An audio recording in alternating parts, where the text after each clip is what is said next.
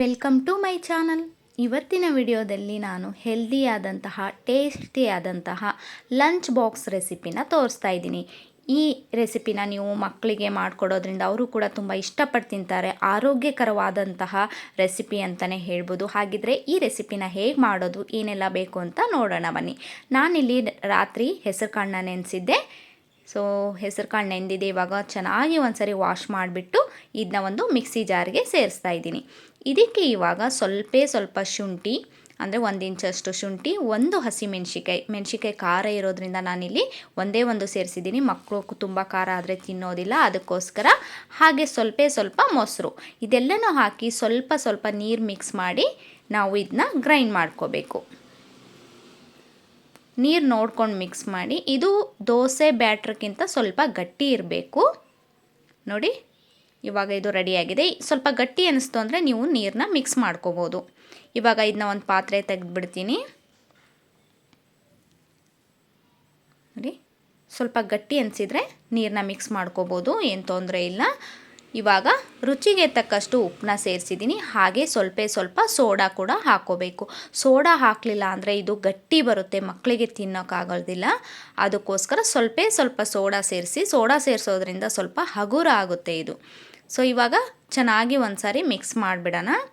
ಇವಾಗ ಒಂದು ಪ್ಲೇಟ್ ಮುಚ್ಚಿಟ್ಟು ಒಂದು ಚಿಕ್ಕದಾದಂತಹ ಟೊಮೆಟೊನ ಕಟ್ ಮಾಡ್ತಾ ಇದ್ದೀನಿ.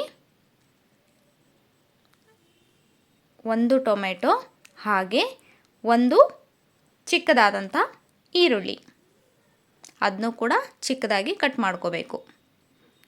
ನೋಡಿ, ಹಾಗೆ ಸ್ವಲ್ಪ ಕೊತ್ತಂಬರಿ ಸೊಪ್ಪನ್ನ ಅದನ್ನು ಕೂಡ ಚಿಕ್ಕದಾಗಿ ಕಟ್ ಮಾಡ್ತಾ ಇದ್ದೀನಿ. ಇವಾಗ ಈರುಳ್ಳಿ, ಟೊಮೆಟೊ, ಕೊತ್ತಂಬರಿ ಇದೆಲ್ಲನೂ ರೆಡಿ ಮಾಡಿ ಒಂದು ಸೈಡಿಗೆ ಇಟ್ಟಿದ್ದೀನಿ. ಹಾಗೆ ದೋಸೆ ತವಾನ ಕಾಯಕ್ಕಿಟ್ಟಿದ್ದೀನಿ. ಇದಕ್ಕೆ ಇವಾಗ ಪೂರ್ತಿ ಹಂಚಿಗೆ ಎಣ್ಣೆನ ನೀಟಾಗಿ ಹಚ್ಕೋಬೇಕು. ಸೊ ಇವಾಗ ಹಂಚು ಕಾದ ನಂತರ ನಾನಿಲ್ಲಿ ಈ ಥರ ಹಿಟ್ಟನ್ನ ಹಾಕ್ತಾಯಿದ್ದೀನಿ. ಚಿಕ್ಕದ ದೋಸೆಗಳ ಥರ ಮಾಡ್ಕೋಬೇಕು. ನೋಡಿ, ಈ ಹಂಚಲ್ಲಿ ನಾನು ಒಂದು 4 ಚಿಕ್ಕ ದೋಸೆಗಳನ್ನು ಹಾಕ್ತಾಯಿದ್ದೀನಿ. ನಿಮಗೆ ಎಷ್ಟು ದೊಡ್ಡದು ಬೇಕು, ಎಷ್ಟು ದಪ್ಪ, ಎಷ್ಟು ತೆಳು ಬೇಕು ನೋಡಿಕೊಂಡು ನೀವು ಈ ಥರ ಮಾಡ್ಕೊಳ್ಳಿ.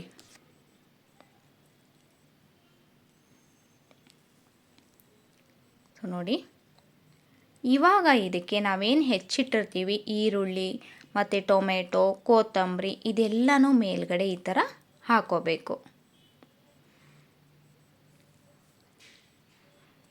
ಈ ಥರ ಮಾಡೋದ್ರಿಂದ ತುಂಬ ಇದಕ್ಕೆ ಈರುಳ್ಳಿ, ಟೊಮೆಟೊ, ಕೊತ್ತಂಬರಿ ಸೇರಿಸಿರೋದ್ರಿಂದ ತುಂಬ ಟೇಸ್ಟ್ ಆಗುತ್ತೆ.